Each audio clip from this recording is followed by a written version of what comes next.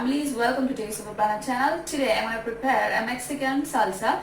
It's a condiment which can be served as a dip for any kind of chips you like. For this we no need to cook anything, and it's very easy to make and it can be prepared within just 2 minutes. Yes, before that subscribe our channel. After you subscribe, press the notification bell icon which will notify you as once I uploaded any updates in our Taste of the Planet channel. To prepare this Mexican salsa, in a blender add 3 tomatoes, which is roughly chopped. Then add 1 onion. Then add a green chili after removing the seeds. Then 3 to 4 garlic cloves and a bunch of coriander leaves.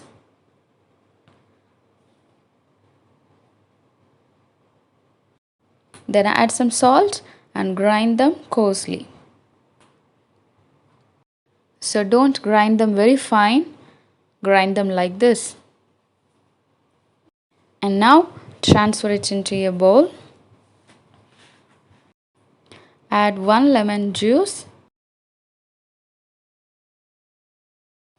Then mix it well. And now Mexican salsa is ready.